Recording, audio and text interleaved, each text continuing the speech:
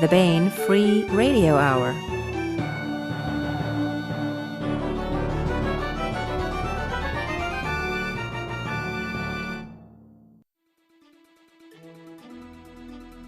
On the podcast, string theory predictions tied up in quantum entanglements. Bane trade paperback release signals new dawning of universal consciousness that there ain't no such thing as a free lunch, but boy, the ones you pay for can taste pretty good if they include cheeseburgers. Plus, we continue with the complete audiobook serialization of David Drake's The Sea Without a Shore.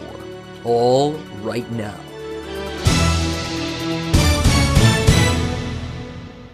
Welcome to the Bane Free Radio Hour podcast. It's an honor to have you along. I'm Bane editor Tony Daniel. I'm Bane editorial assistant Christopher Rocchio. And I'm Bane publishing intern Anthony Martin. This time we have a two-part interview with Larry Correia and John Ringo. Larry and John discuss their new collaboration. set in Larry Correia's Monster Hunter universe. That book is called Monster Hunter Memoirs, Grunge, and it's out now at booksellers everywhere. And we also continue with the complete audiobook serialization of The Sea Without a Shore by David Drake. That's all coming up. Now here's the news.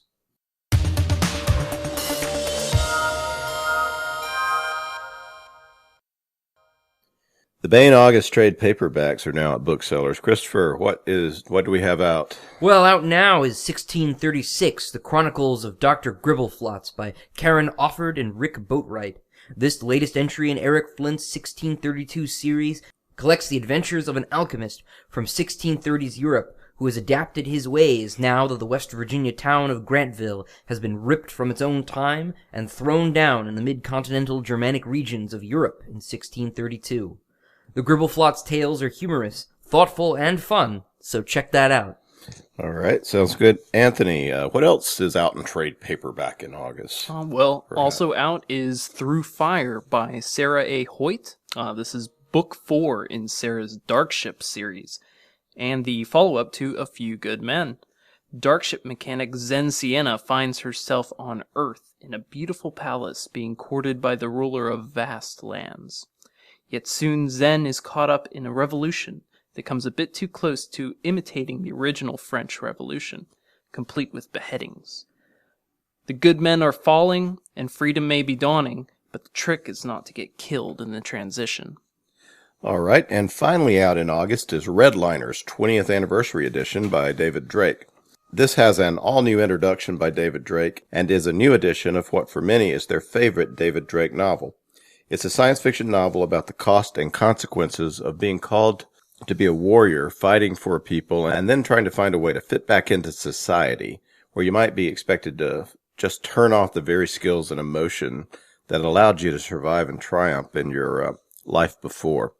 1636, The Chronicles of Dr. Gribbleflots by Karen Offord and Rick Boatwright. Through Fire by Sarah A. Hoyt, and Redliner's Anniversary Edition by David Drake are all available now at booksellers everywhere.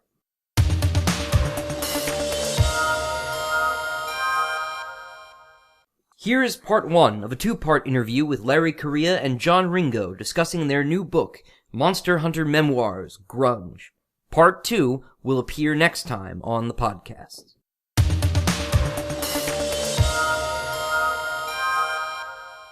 I want to welcome Larry Correia and John Ringo to the podcast. Hello, guys. Hey, this is Ringo.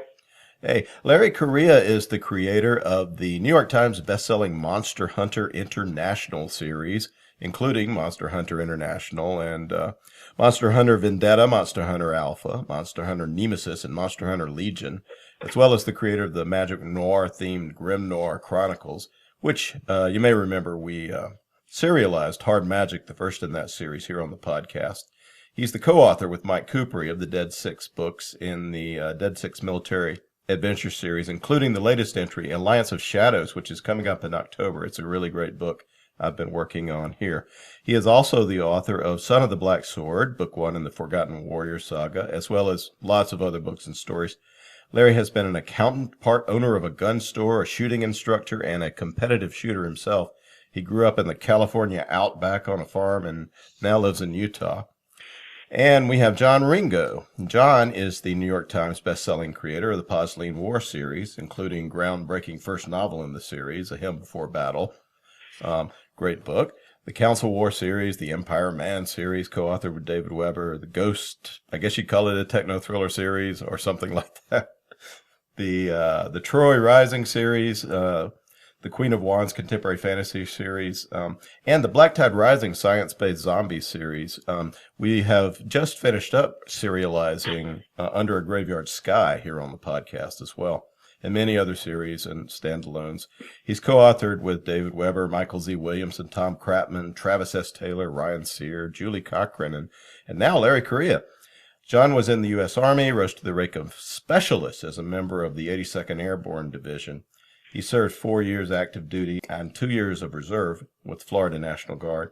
And he picked up the Combat Infantryman Badge, Parachutist Badge, Army Commendation Medal, Good Conduct Medal, Armed Forces Expeditionary Medal for Grenada, and the National Defense Service Medal. At the moment, we are all gathered to talk about a new collaboration now at booksellers everywhere between Larry Correia and John Ringo. It's set in Larry's Monster Hunter universe and is called Monster Hunter Memoirs Grunge. This is the first of 3 books in the Monster Hunter Memoirs subseries by Larry and John, and it is packed with loads of excitement and really some wicked fun. So I guess we should start at the beginning like the Bible does, a good book to emulate in many ways. So, fellows, speak to us the creation story of Monster Hunter Memoirs Grunge, if you would.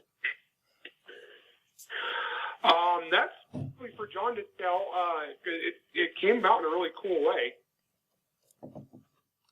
I had gone through a period where I had been thinking a lot, but every now and again I need to get some reading in. So I had already read the MHI series. As I talk about it in the book, the first time I read it, I really enjoyed it. So I went back to do a reread of the MHI series, and it got me thinking about what it would have been like back in my day to be a monster hunter within the MHI universe. The technology was different. Within the main MHI books, the characters constantly have cell phones. They're communicating that way.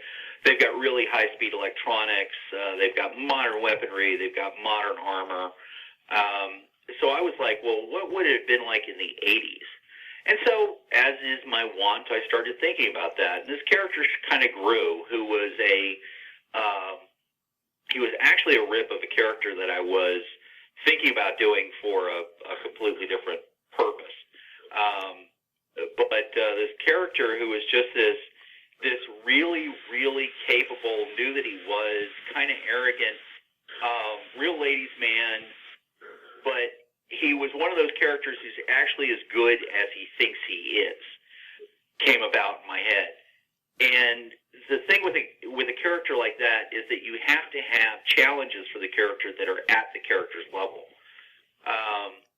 So I kind of redid the character several ways, thought about different stuff, and then I got so interested in the story that I just sat down and wrote it in about 2 weeks.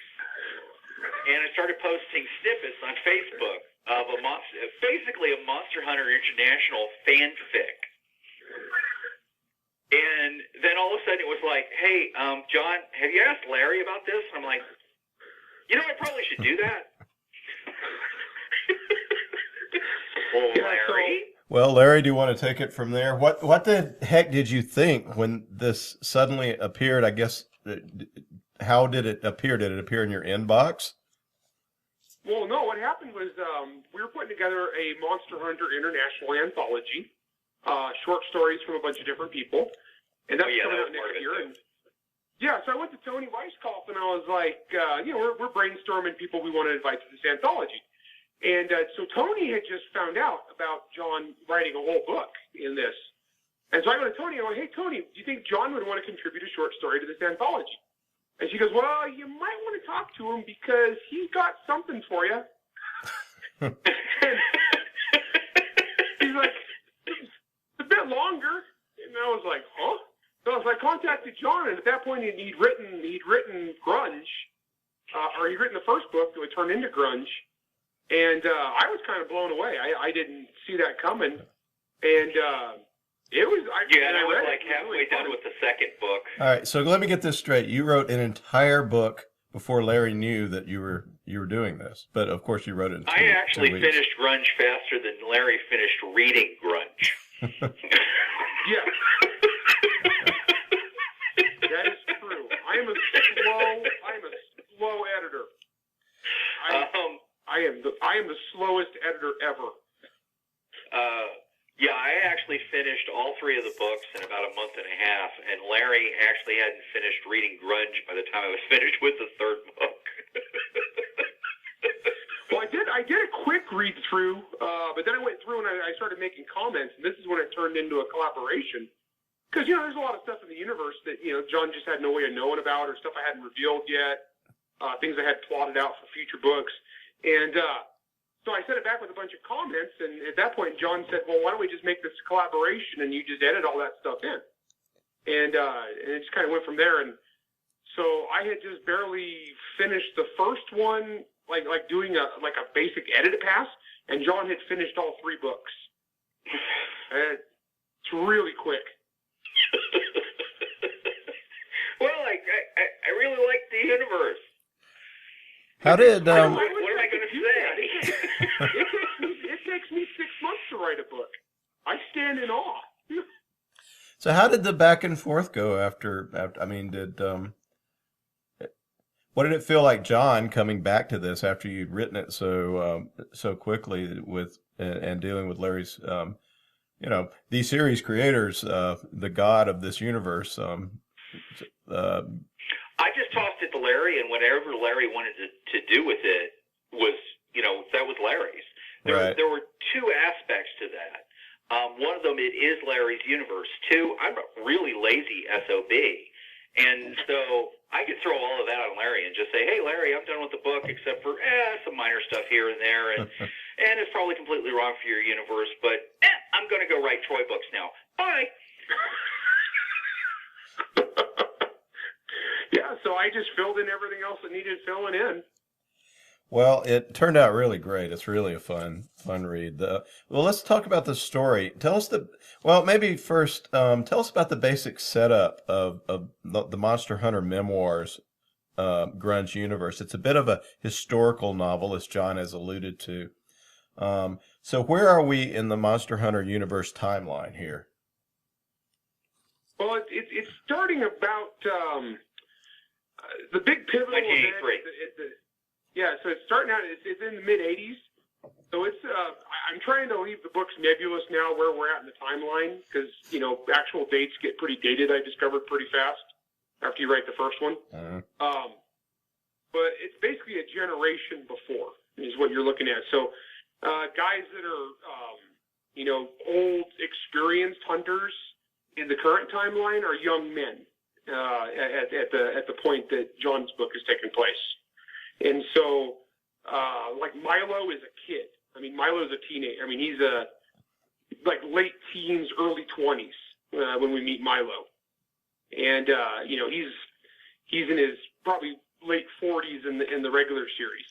Now, Milo is your armorer in the mainline series. Armorer, resident mad scientist, and token Mormon.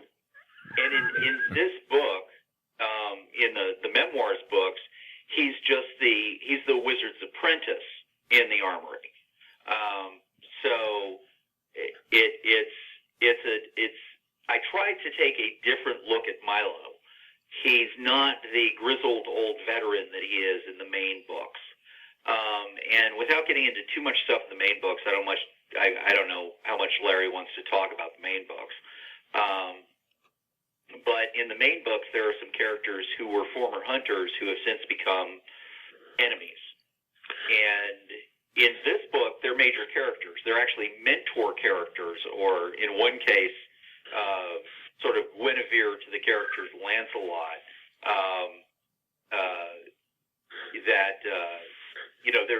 They're positive, proactive protagonists on the good side characters, whereas in the later books, they're not. Yeah, presumably a lot of people who pick up this will have read some of the Monster Hunter books. For instance, Susan Shackelford, I believe, makes a strong appearance in this in her before time when she was incredibly beautiful and cool. Well, Ray is the primary mentor character for Chad, who is the main character in the Grunge books. And the Grunge books are memoirs, so it's all first person. It's him telling the stories of his hunts, and there's lots of pro tips in there for hunters. And so, you know, one of his primary mentors is in the primary books has become a how do you want to describe that, Larry? Well, we can probably just say spoiler alert, and they can plug their ears for a minute. Well, she's a major bad guy in the Monster Hunter books, so. Yeah, and the major bad guy in the Monster Hunter books is actually one of the characters that Chad knows and interacts with. Well, before we go any further, there's going to be some listeners that don't know this universe. Can you, maybe Larry, can you tell us about the intricacies of the Monster Hunter universe, or maybe both? Because some of this is Chad timeline stuff. Who is MHI? What does it mean to be read in on UF? And what the heck is Puff? Okay, so Monster Hunter International is a private company that specializes in taking care of monster problems. The U.S. government pays a bounty on monsters, and it's called the Perpetual Unearthly Forces Fund, or PUF. And it's started by Teddy Roosevelt, because he was a president with monster hunting experience. The monsters are kept secret.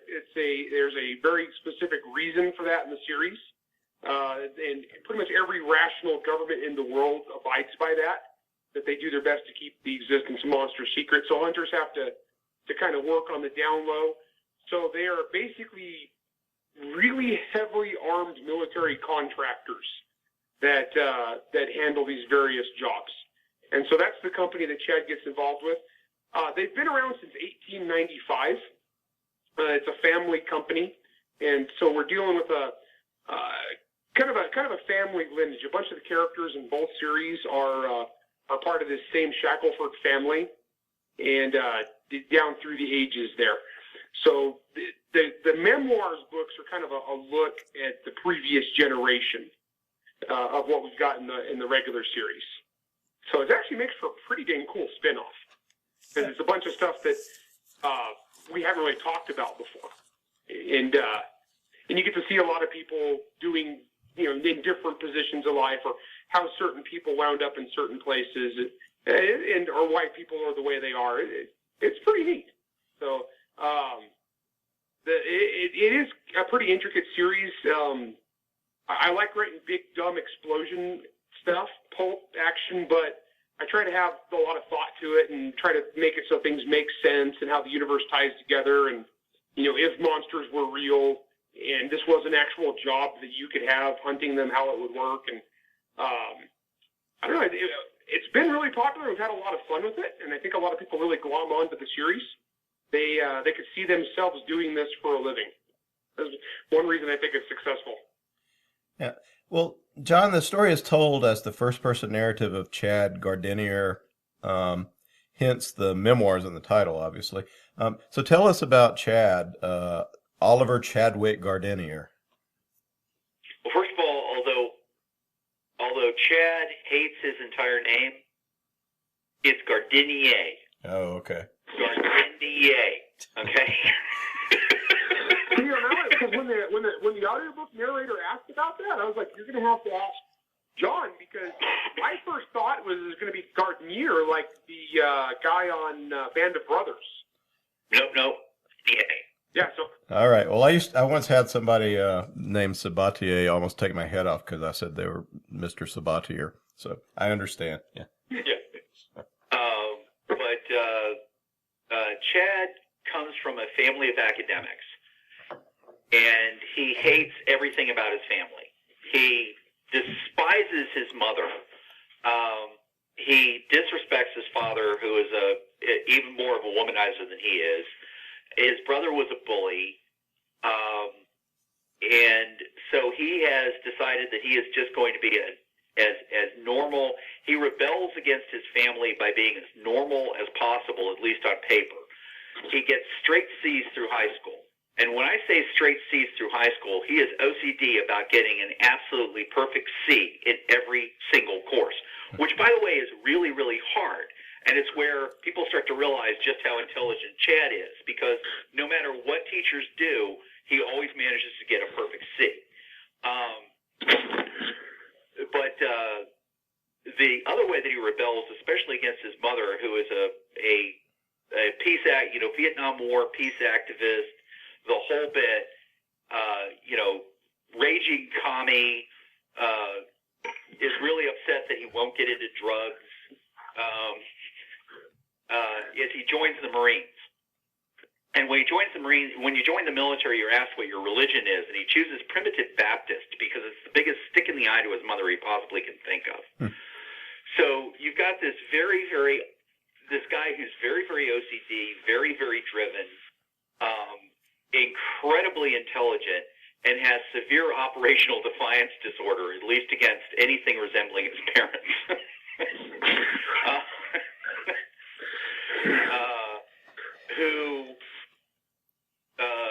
I'm not too sure how far to get into the book. But well, he's kind of he's a genius. He ends up getting deployed to Beirut. Yeah. He's one of the guys who's blown up in the bombing, and he meets with a guy named Pete in what is obviously heaven. And Pete tells him that the boss has a mission for him back on Earth. So if he chooses to go back, and Pete makes it clear you might not want to take this because you're in, despite, various sins, you're in. But if you go back, it's going to really suck. And there might be a minor miracle and you might survive. And so Chad thinks about it a little bit, and he goes, well, if the boss has a mission for me, I'll go back. And he's given a sign, which is 57. He's like, hang on a second. You mean like Heinz 57? I'm supposed to be looking for a particular 57? I don't know. The boss is a really busy guy. That's all he said. Like, okay. So he sends him back, and he survives the bombing through a minor miracle.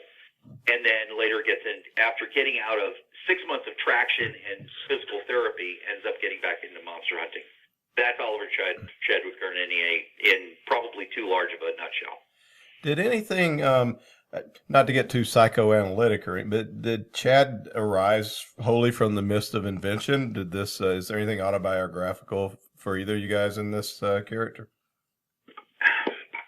I ideate a lot of stuff that will never get written. And at one point, I ideated a character who was actually a runaway character named Texas Dave. And Texas Dave actually has some great stories to him. But when I started thinking about the character that would fit into this universe, I came up with this Oliver Chadwick Garnier character. And a lot of aspects of Texas Dave bled over to it. But when I really started to think about it, I realized that with certain exceptions, the guy that he reminded me the most of that I know, because you have a tendency to draw characters from people that you've met, was a buddy of mine when I was in the 82nd named Keith Burdine. Keith just had this perpetual joy de vivre, and everything that he went at 100%. And he was just crazy, especially when it came to driving. He had been a reserve deputy, and he drove just in an insane manner. It was when I started having Chad driving around in the next book that I started to realize, oh, hang on a second, this is Duck, which was his nickname. Because he was like Chad, he was short, he was blonde, he was blue-eyed, and he had this just perpetual go at everything 100%. Let's just, have a great time and throw all caution to the winds. I mean, that was Duck. About 5 years ago, he'd gotten out of the Army years ago. He was an air marshal, and he was feeling really sick, and he went to a hospital when he was on a trip, and they immediately admitted him for leukemia. And about 4 weeks later, he was dead. Oh, man. It was just real sudden, and he didn't even die directly of the leukemia. They thought they kicked the leukemia, but he got an infection, and because they'd had to kill his entire immune system, the infection was what killed him. But it just came out of nowhere. So once I started to realize that there was an aspect of Duck to Keith, or an aspect of Duck to Chad, it became a little more personal. But the one big thing that I will say about Duck was that he was not nearly the womanizer that Chad is. Because Chad is just a lounge lizard. Well, he's got good justification, at least in his own mind, for doing it. As I guess all womanizers do. So the memoir format allows for some pretty cool and funny stuff, sort of a little meta. For instance, it's sort of a self-help manual, or not a self-help manual, a manual. It's got lots of pro tips, like you mentioned, including the taunting of trolls. Can y'all share some of these tips? Larry, you want me to take that one? Yeah, go for that, John. I had to tweak some of the gun ones, but that was just heading into my personal area of nerdery. So, I should point out that this isn't answering that question. But when I actually sent Larry the email, at places it would be, Larry, can you insert some gun geekery here? I mean, it would actually say that. I mean, can you insert some gun porn here? Because one of the things about Chad that is not the case with me is that Chad is a gunsmith. He knows guns inside and out. I do not. Larry knew a lot more about them. So that was one of the things that when I tossed it back to the senior author, I was like, needs more gun porn here. Needs more about how this actually works here. I never have a problem with gun porn. Self-help. We'll get to that. The pro tips that are in there. This book is designed as an easy to read, interesting book of anecdotes from an experienced hunter. That is, it is supposed to only be read by people who are read in on unearthly forces. This book is top secret. This is not a book that the normal general public is allowed to read. And so it has pro tips in there from this experienced hunter about, this is the kind of thing that you need to know going into this situation. Don't make Billy Goat jokes to trolls. Okay? It really pisses them off. And trolls are bad enough without it being really angry. Always keep an inventory of all of your gear, and after every single mission, replace everything in the inventory. There's just a whole series within the book of various pro tips, because it's directed. The whole purpose of the book is for hunters to read it. It was not a book that was written as fiction. It was a book that was written as, this is the reality. You're going into this situation. I'm an experienced hunter. I'm going to give you some tips on how to survive. Yeah, so, it's kind of meta that way. Yeah, one of the things I did is like in the current timeline, I added it so that basically these books or these journals were in the library, and if you followed the regular series, there was an incident in the 90s where a big chunk of the library got blown up and damaged. And so what I did is I set it up so that in the current, like as of right now in the regular timeline, the guy who's in charge of the library finds these things, and they've kind of been lost. And so it's like so now the information in there is once again available, but it was gone for a long time just because people didn't have it. And I don't want to say too much there, but that enables me to tie into some of the stuff later in the current series. Well, all right. So I got two questions coming out of that. Larry, do you think any of this series will kind of leak into future Monster Hunter mainline books? And what are your personal favorite parts that we might see?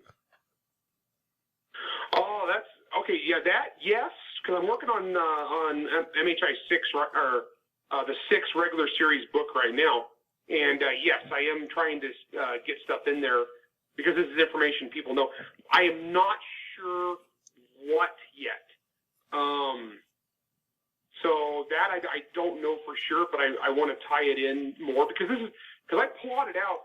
I got the next basically the whole rest of the series plotted out. So I'm an outliner. I'm a long-term planner outliner kind of guy. So I'm just trying to figure out the best way to go about that. I don't think it's very important. One of the things about MHI is that hunters come and go. One of the things that Larry and I discussed was Larry had an issue with the death rate, not in this book, but in the next book. But one of the things I pointed out was that all of the hunters that were lost in the next book were not killed, so they don't end up with a silver plaque. A lot of them were injured.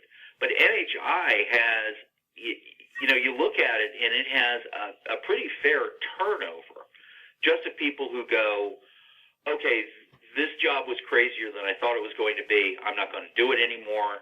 You've got people who are injured and invalided out, and you have the hunters that are killed. Well, and it pays really good too, so a lot of people quit after a while just because they're rich. Yeah, and again, that's another reason to get out. Chad was one of those hunters who was, in his day, one of those people that everybody knew was, the thing about Chad was, and Chad doesn't discuss this, but if it does come up, if his name does get mentioned in later books, people from in the day remembered that the thing about it was when you worked with Chad survived. Okay? Almost everybody that Chad works with dies. Because Chad goes into situations that they can't survive. And he does it because he has no fear of death. He's actually looking forward to it. So the thing about Chad is he was just another hunter back in the day. He was a premier hunter. He was one of the known hunters, but he was just a guy. Was he friends? But it was one of those people that Milo doesn't talk about a lot because he was kind of special to him. And I'll just give it away. Chad doesn't survive into the future. Well, I mean, it's sort of telegraphed in the whole idea of the series as well, because he's not a character that appears in the future books, but I'm sure that he has a very interesting path ahead of him before that happens. Yeah, the ending of the third book, as I have written it, actually talks about him getting ready to go to a particular event. That if you've read the main books, you know that a whole bunch of people died at that event, and he's at the end of the book, he's actually making notes to himself saying, "I'm going to this event." And so that telegraphs to the reader that he doesn't come out. Yeah, that's where he met us at the big event that sort of forms the whole Monster Hunter mainline series. So weapons. Okay, let's get back to that. I am only an interested amateur, so I'll just ask and let y'all go on about it. Silver works against lots of monsters. Silver isn't great for normal slugs, I wouldn't imagine. So I guess the question is, what are the real world guns and other deadly toys, and what are some of the modifications for monster hunting? Well, you're talking to a guy who spends a lot of real money on guns so he can use them in the books. That is research. Research purposes. Yeah, I just wound up with a $4,000 rifle here because Owen uses it in the next book. So, that's research, if anybody from the tax commission is listening. Can I interject there just real quick, Larry? Go for it. Yeah. I knew somebody who worked in a particular field. It has to do with my Ghost series. He was actually one of the guys that I went to for research. And at one point, he was having an on-site audit. He had been professor of abnormal psychology at Harvard. Okay, first of all, he's a former Marine Force Recon Vietnam era. Then he got a degree in psychology, ended up as a professor of abnormal psychology at Harvard, and finally quit to become, as he put it, a professional pervert. I won't get into details here. But at one point he had an on-site IRS audit at his job, at the store that he ran in Boston. And the IRS auditor said, "You spent $6,000 on research on R&D and testing?" He goes, "Yeah." He goes, can you justify that?" He says, "Sure." And he walked over and he opened up a closet from which spilled various items. Now, if you're following the general concept, you can understand what items spilled out onto the floor. And he goes, "Yeah, this is all the stuff that we've tested over the last year that I don't think is safe enough or doesn't work very well or isn't very comfortable. If you want any of it, feel free to take it because we're not going to be selling it." Kind of a public service, as it were, he's performing. So, yeah, there's all sorts of stuff that you can spend money on R&D. Uh-huh. Yep. Now, biggest recurring weapon in this series, though, is Chat's sword. Because it's got a personality. It's a named weapon. It's a Durandal. It has a personality. Yeah, it's named the Sword of Mourning, correct? Mourning. Yeah, Monoken. Yeah. Tell us about the sword. I'd actually have to read it directly from the book, which I didn't have that up. Sword of Mourning is a three-soul blade. The term three-soul blade in katanas means a sword with the proper strike can go through 3 necks in one blow. It was created during the Meiji period, and it was created by one of the emperor's sword masters. The swordmaster's wife and younger daughter had died, and the only person he had left was his apprentice son. The apprentice son became ill, and eventually, despite everything that the best priests and doctors of the imperial court could do, he died. And so his son and his heir and his only remaining light was dead.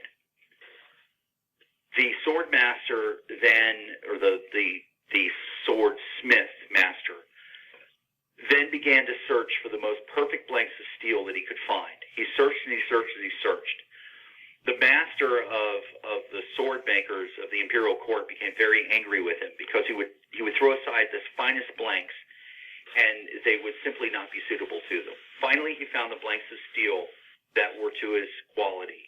And he sat down and for a year he forged the sword, quenched only by his tears. At the end, he had created the most perfect blade he would ever create in his life, and he knew it. He committed seppuku so that he could join his family. This is the story of Sword of Mourning.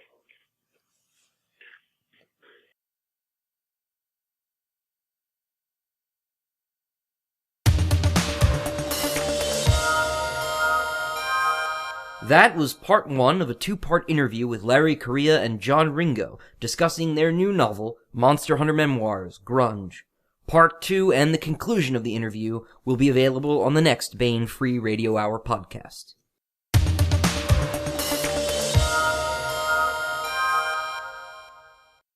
Now we continue with our complete audiobook serialization of David Drake's The Sea Without a Shore.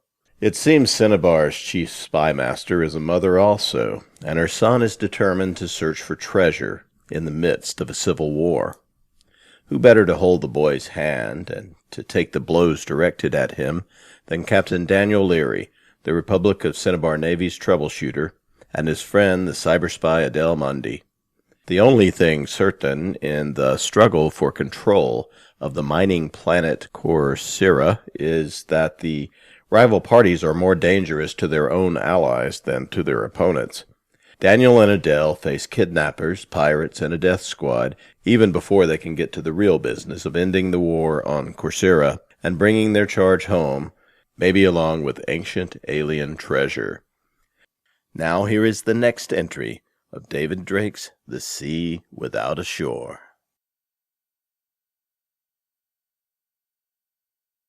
She refilled her own glass and said, "The oldest human settlement in the Ribbon Stars is Pantelleria, a first-tier colony. After the hiatus, the 1,000-year break in interstellar travel, which resulted from the war fought with diverted asteroids by Earth against her original colonies. The wonder was not that the war had ended human star travel, but rather that it hadn't ended the human species. Pantelleria planted colonies of her own in the cluster. One of them, Correia, was found to have rich veins of copper." Miranda nodded, but she didn't speak. She was carrying Adele's statement that her opinion wasn't desired to the point of not saying anything. "I've overreacted again," Adele thought. "I'm not a monster that people have to be afraid of."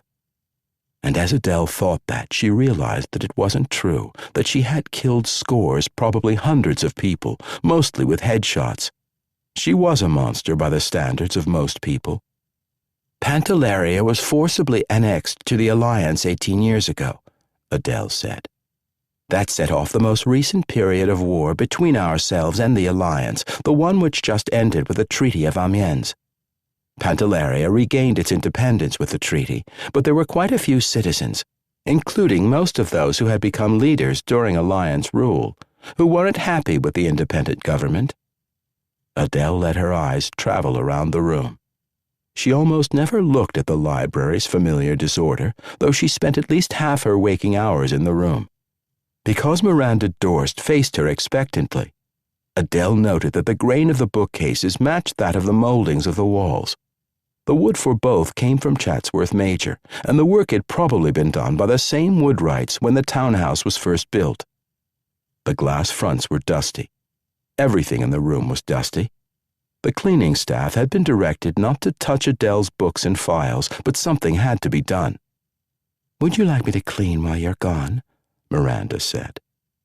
"She's reading my mind." But of course she wasn't doing anything of the sort. Miranda was following Adele's eyes and probably reading her expression, then coming to the logical conclusion from the evidence. "I don't mean straighten up, which would be horrible," Miranda said, "but to remove dust with a very small vacuum. A static broom would be worse than straightening, wouldn't it?" "Yes," said Adele. "Careful cleaning would be helpful." She remembered the cleaner.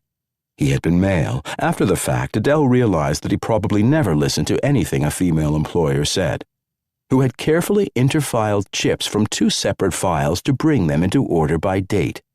It hadn't occurred to him that Adele was moving chips from one pile to the other after she had processed them. "Adele, is something wrong?" Miranda said.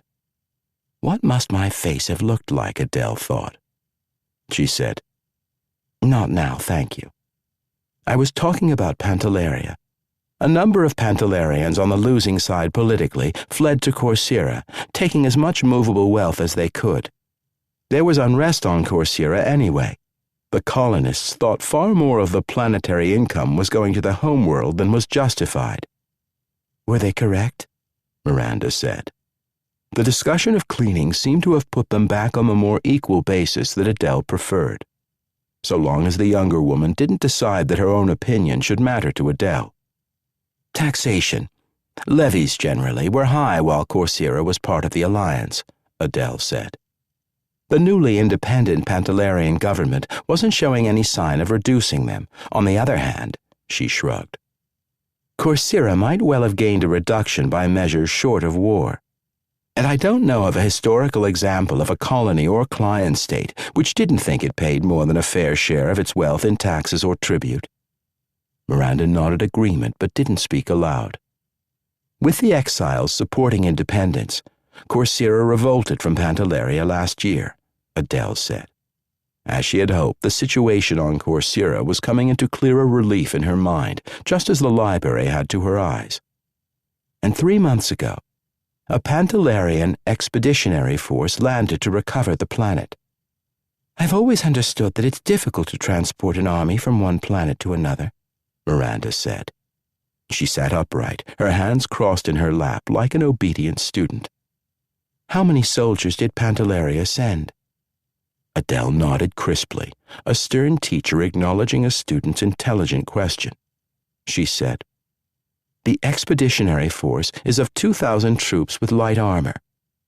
They're accompanied by a naval force of 6 destroyers, whose crews could provide another 1,000 personnel if used as ground troops. And an uncertain number of Corsairans are supporting the Pantalarians as a sort of militia." Adele paused to smile thinly, then realized it would be a good time to take a drink. She half-filled her glass, all that remained in the pitcher. Before she could put down the empty pitcher, Tovera took it and replaced it with a full one. 2 house servants hovered nervously down the hall, holding trays with more beer and glassware. When Adele glanced toward them, they snatched their eyes away.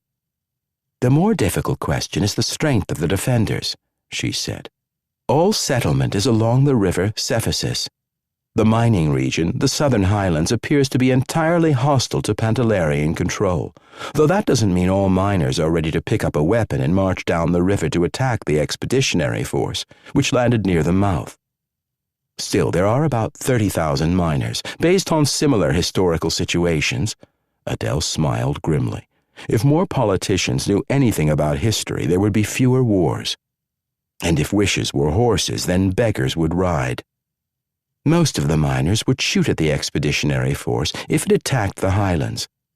They're not trained, though, and they don't have a real leader.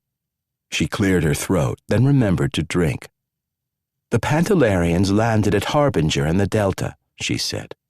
"The planetary capital was at Brotherhood at the base of the highlands, the port of the mining region." "But the exiles?" Miranda said, leaning forward slightly. Adele nodded, a very clever student. "Yes," she said. "The exiles include some former military officers, and they've brought with them enough professionals to provide a training cadre for the Corsairans whom they've hired. They have money. One of the 2 factions calls itself the Corsairan Navy and defected with a Pantalarian destroyer. The exile factions make up only a few hundred troops each, but such evidence as I have suggests that those are likely to be the equal of a similar number of Pantalarian regulars." "Are Pantalarian regulars any good?" Miranda asked. "I'm sure some of them must be," Adele said. "I have no record of any, however." Miranda's smile indicated that she understood not only what Adele had said, but also what she meant. Daniel has a real prize here. "The largest body of trained troops on the rebel side," Adele said, "is the former Alliance garrison, about a battalion, 500 or 600 men. It wasn't repatriated when Pantalaria became independent because most of them were recruited on Corsaira. There's no data about their quality as troops, but they're trained and equipped. When Corsaira rebelled, they took the name of the Corsairan Army. Records from other sources on Corsaira, everything that Adele had gleaned from Mistress Sand's files, continued to refer to them as the garrison. They were the instrument of Alliance control until independence, and they're not well liked by anyone else on Corsaira. They're nonetheless the strongest single element of the forces opposing the Pantalarians." Adele considered whether or not to explain what she would be doing. Why not, she decided. What had held her back was what she considered decent reticence. Others seemed to think she was secretive. "I don't hide my personal life. I just don't see a need to broadcast it to the world. My particular interest is in a religious group, the Transformationists," Adele said. "There are about 500 of them settled in the valley of a tributary of the Cephasus, 50 miles south of Brotherhood. This is deep into the mining region, but their community is devoted to harmony and mutual support. They don't appear to have a philosophy or ritual beyond that. I'm not one to come to for explanation of spiritual enlightenment." "Do they have soldiers?" said Miranda, filling her glass again. There's enough dust here to make anybody thirsty, Adele thought. she'd let things go too long because she didn't care. The transformationists have 100 personnel in the siege lines around Harbinger, Adele said. But they appear to rotate their troops back and forth from the Pearl Valley frequently. I would judge they must have 300 people capable of serving, though they may not be able to arm more than half that number. She paused and considered. The transformationist troops don't show gender distinctions, she said. The garrison and the local volunteers, the miners basically, have almost no women. Miranda frowned. Though she hadn't asked, Adele explained. That sort of prejudice is common on less advanced worlds, and among the less educated classes of advanced ones. The classes which provide most miners and professional soldiers, that is. Adele smiled faintly. Tovera and I have not infrequently found it an advantage, she said. But of course I never expected to like reality. Yes, said Miranda, I understand that. Her expression softened and she added, though reality for me has improved a great deal since I met Daniel. Adele nodded. She decided not to say that this would change very quickly if Daniel should die violently, which was a probable result of the way he lived his life. And then she smiled. Miranda knows that.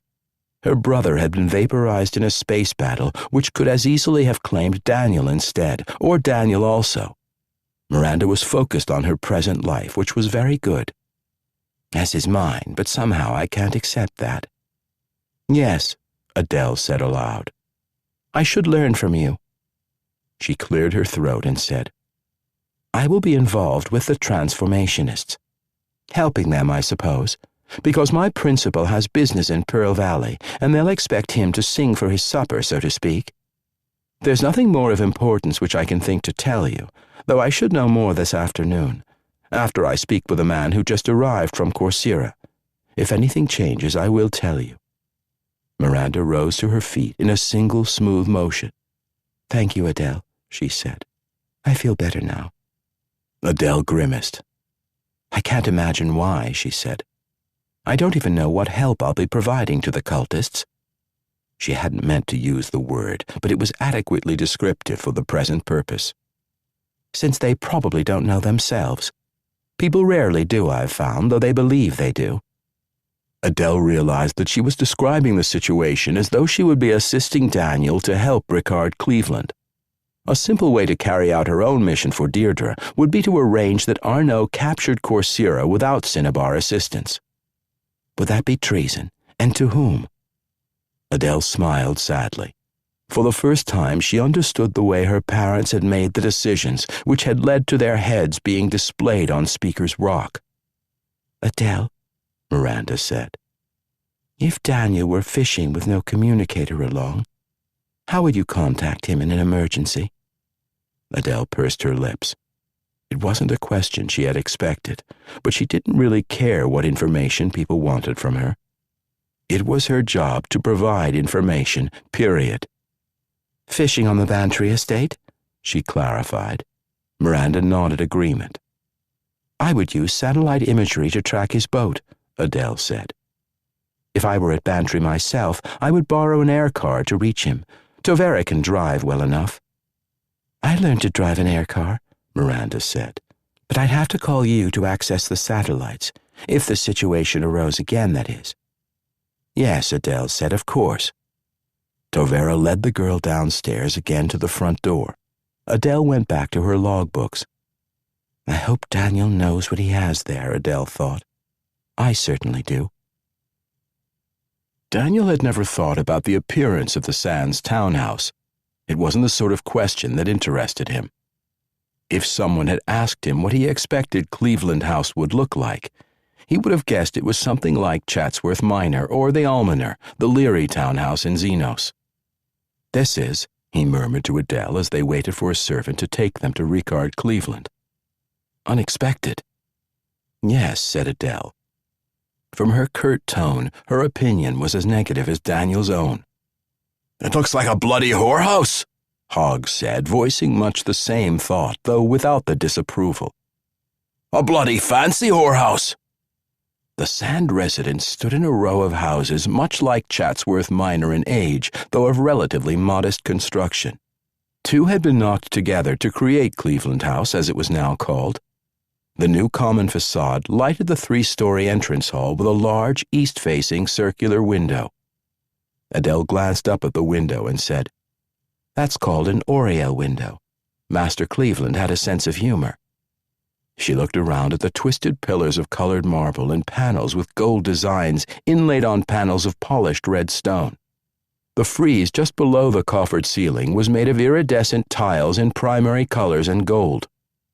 "A pity," Adele added, in a voice dry enough to suck moisture from desert air, "that he didn't have a sense of taste as well." "Master Rickard will see you now in the main hall, sir and lady," said the servant, who had gone into the interior of the house. The doorman remained with them in the hall. "Will your servants—" "They'll wait here," Daniel decided. The stone benches built against the front wall didn't look particularly comfortable, but Hogg was used to sitting in a hunting blind during winter storms. Daniel understood very little of Tovera, but he was confident that personal comfort wasn't one of her priorities either. "A glass of cider wouldn't come amiss," said Hogg. He was deliberately prodding the pansy servants of this knocking shop, which meant he hadn't taken a good look at these servants. Fit young men who spoke with cultured accents. They weren't the sort of staff you would expect in a house like this, but they were the sort that people like Mistress Sand had around them. Hogg's rural upbringing had played him false. Before Daniel decided how to respond, Tovera said in a tone of amused disdain, "Take a look at them, Hogg." Hogg did. He then spread his hands on top of his thighs, palms down. "Sorry, buddy," he said to the nearer servant, the doorman. "I'm sure there's cider in the cellar, Captain Leary," said the other man. "I guess I've drunk enough this morning already," Hogg said, "and I haven't had a drop." He looked at Daniel and said, "Sorry, master, won't happen again." The guide bowed Daniel and Adele into a large hall. He was smiling. Daniel paused, looked at the man more closely, and said, "If your name is Hutton, I was in the academy with your brother." "That would be my cousin Julius, Captain Leary," the servant said. "When he's next in Xenos, I'll tell him I've met you. He'll be envious." A slender man stood in front of a vast green fireplace. He walked forward to meet them, extending his right hand. If the entrance hall had been gaudy, this room was that in spades.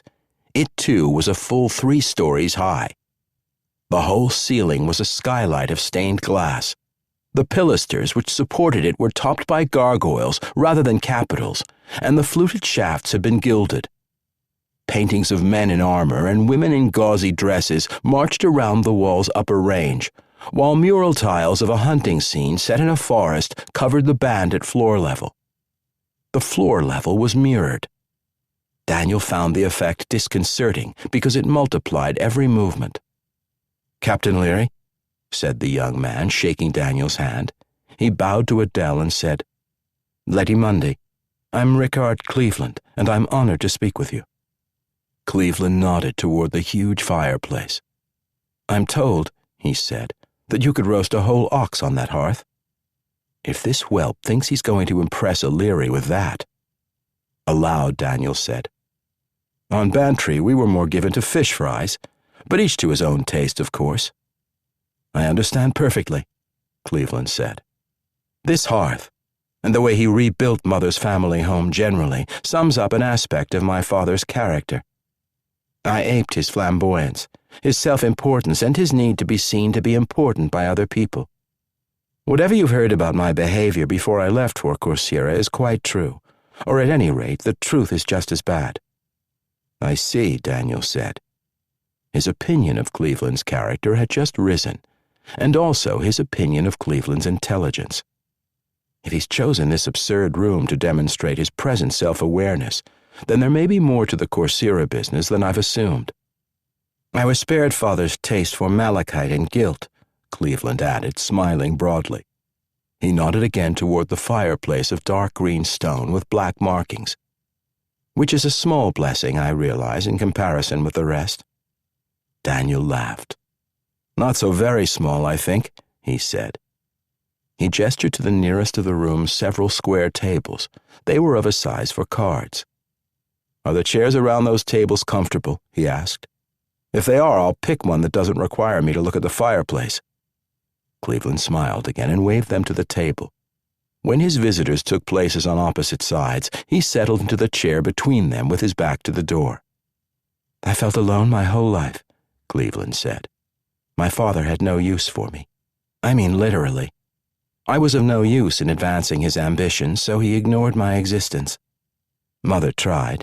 I think she would have tried harder if I hadn't determinedly driven her away because I wanted to be a great man like my father.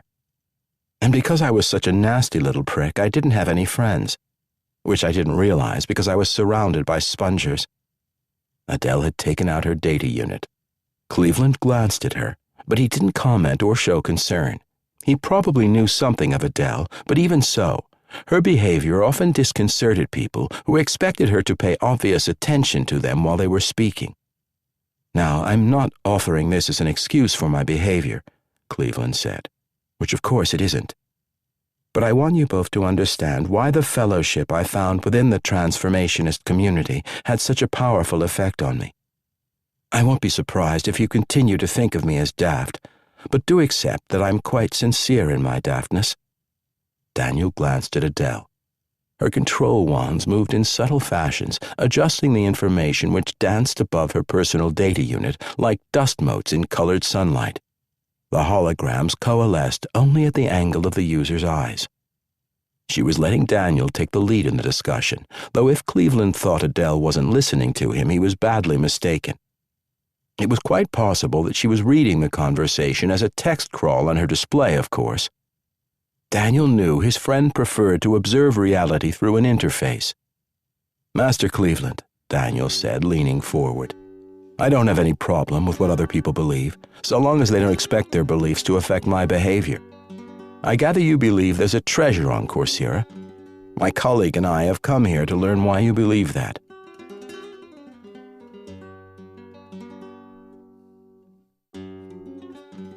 That was another entry in our complete audiobook serialization of The Sea Without a Shore by David Drake. And that's it for the podcast.